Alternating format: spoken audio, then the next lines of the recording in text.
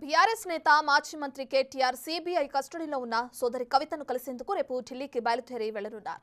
Custody సమయంలో రోజు గంట పాటు కుటుంబ సభ్యులను కలిసేందుకు కోర్టు వెసులుబాటు కల్పించింది. ప్రస్తుతం సిబిఐ హెడ్ క్వార్టర్స్ లో కవితను విచారణ ఎదుర్కొంటున్నారు.